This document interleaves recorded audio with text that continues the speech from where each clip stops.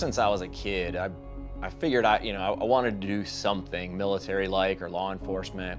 My dad was a cop, and I kind of had some of that growing up. He spent some time in what then was similar to SWAT. So I kind of had some of that background. I liked to play cops and robbers as a kid. I was always outside. Kids don't do this nowadays, but back then we'd go have BB gun wars. We didn't have paintball guns and airsoft. So I was always out in the woods kind of playing Army. So I knew right when I got to high school that was my career path. I actually went to my counselor at high school my freshman year to sign up for what classes I needed, and they wanted me to sign up for college prep stuff, and I basically told them I already knew I was joining the military when I got out of high school. So the path was already just set in me from a young age. And what really started me on the path I took was my sister was dating a guy that had been in 1st Ranger Battalion. Because believe it or not, originally, I wanted to be a SEAL. About that time, the Charlie Sheen movie came out, and it looked interesting, the high-speed stuff that they were doing, and there wasn't much talk other than that of things in the military. So that was sort of what I wanted to do. I thought that was the most high-speed thing out there. And my brother-in-law, who had been in Ranger Battalion and understood SF and understood the unit and sort of those paths, kind of set me on what I thank him for, because it was the right path.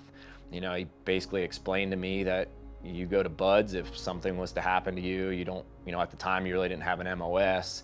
You end up swabbing a deck somewhere if you got injured, or who knows what could happen. He said, if you take this path, you could get locked in with a Ranger contract going into the Army. And then from there, the door's wide open. He was adamant about getting a Ranger contract. So I did that. When I went to the recruiter, I locked in, and of course, like everyone, I wanted infantry, unassigned Ranger. That was what it was back then. I wanted to be an infantry guy and run around, with a gun and shoot things. But when I showed up at MEPS, which you're pretty much 0 day, you're going in, you're there. And I sit down with the guy after I'm sworn in and everything, and he's like, yeah, we don't have that. So he offered me this communications MOS, but it had Ranger on the contract. Went through all my initial training, airborne school, got my communications training done at Fort Gordon, and made it through and went to 175 and spent almost 7 years at 1st Ranger Battalion. It was a great time. I actually really enjoyed it. I got assigned to a line company right out of the gate, so I was in Alpha Company 175. I wasn't an 11 Bravo, but I actually learned a skill. I learned a lot of stuff about computers and communication stuff, and a lot of technical things that have definitely helped me to get to where I am now.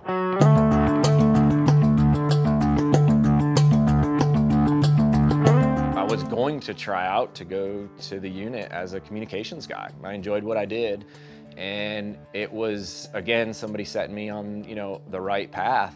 That he just told me, do you ever think about being an operator? Do you ever think about going to selection? And I said, yeah, it's back of my mind. And he said, do me a favor, just go try that first. He says, get it out of your system. If you don't make it, great, we'll pick you up. Would love to have you, but I don't want to bring you here as a commo guy and then you see what the operators are doing, and then I lose you because now you want to go to selection. We spent all this time and effort training you up for what we need you to do. So I submitted my packet and got selected, tried out. I got to go twice. It's a whole other story. But didn't make it the first time, went right back and made it, no issues. Got picked up, went to the unit, made it through, my process, and spent just over 14 years there. And it was great, as an operator, and I showed up right at a great time. I got there in 2000, 9/11 happened, and that was it. I was deployed, gone, doing exactly what I wanted to do. Was set on that path for a reason and enjoyed it. 14 combat deployments, saw tons of Iraq, 10 different deployments to Iraq, 3 deployments to Afghanistan, spent some time in Bosnia, spent a little time in some other places in the world, but it was all great. I enjoyed the heck out of it. There are men who will go anywhere. You guys are crazy. Proud of it, baby. Dare So my deployments to Iraq, one that is kind of, memorable is one of the hostage rescues we did. I was fortunate enough to do a few of them. And one, we had gotten some intel that there were some Italians in a Pole that had been captive for, I think it was about 6 months. And a source came in, gave the intel, and it was not real credible, just, some guy walking in on the street. So you go through the process and, you have him vet it. And believe it or not, he shows right back up with pictures. You send him with a camera, he shows right back up with pictures of them. And within like 20 minutes, we were fully kitted and flying.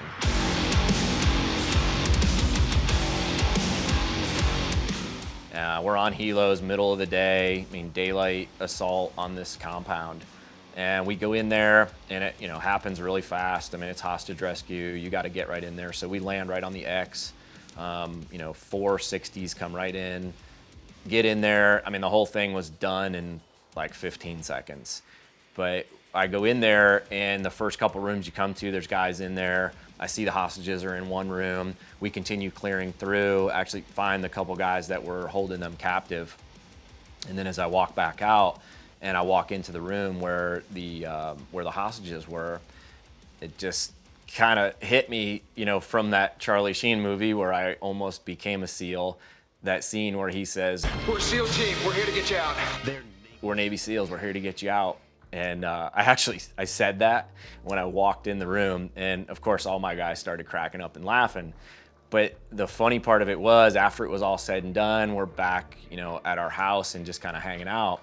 The word got back to us that those detainees, the hostages, when they got back to their embassy, they actually asked, like, "Hey, who were those Navy SEALs that rescued us?" And we were like, "What? Wait?" They're like, "Yeah, they said they were Navy SEALs. The guy came in the room and said they were Navy SEAls." So I kind of crack up when I hear that one, and there's a video out there. It got leaked. Somebody that had gotten a hold of it put it online, so it is on YouTube. But yeah, it's the Italian job is what we called it. It was a video I made just sort of for the boys after we did it, because I was running a helmet cam. But yeah, it's out there, and that little snippet's in there, and people laugh about it. Nobody really knows the story behind it, but I actually said that when I came in the room.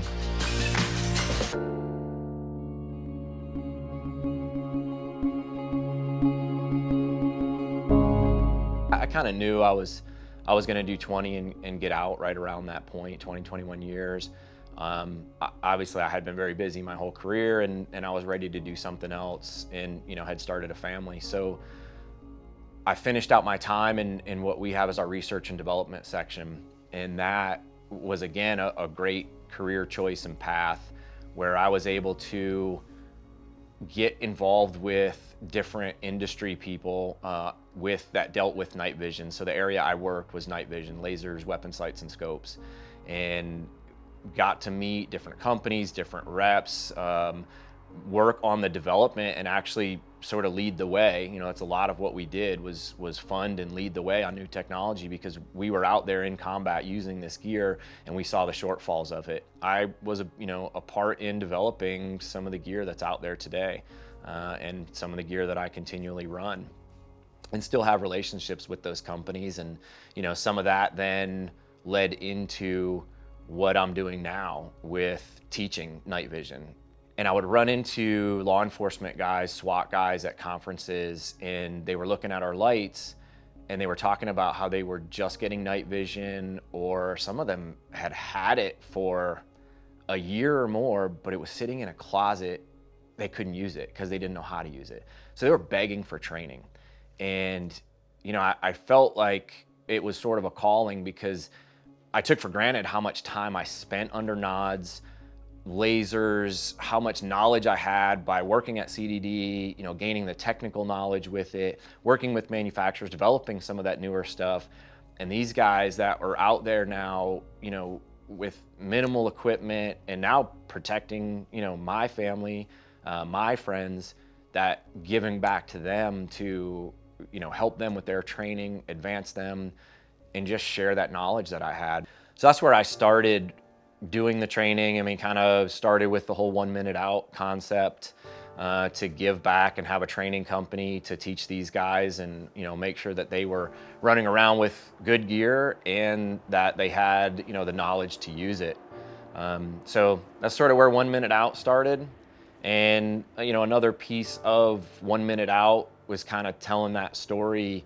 You know, when we're en route to target, we get that 1 minute call. You know, you get time hacks when we're en route. And let's say you're flying in on a helo. You know, we're in a combat zone, fully kitted up, ready to go, but we're just like any other group of guys and good friends. We're smoking and joking on the helo on the way in, having a good time. And you get those time hacks. But when you get that 1 minute call, that's sort of when you flip that switch.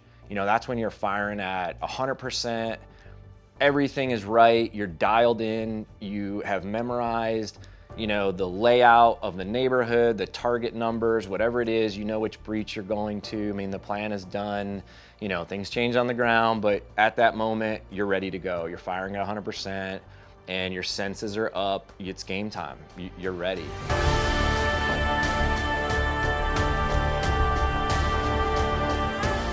When people see that, you know, 1 Minute Out logo or 1MO, they have that feeling like, hey, let's be switched on, you know, let's be like that, you know, when we're at 1 minute out from something all the time, you know, and it's not just the military thing. It can be the guy in the boardroom. I mean, before you walk in to give this big brief to board members or whatever, you know, you're ready. You know, that 1 minute out is do that and live like that all the time.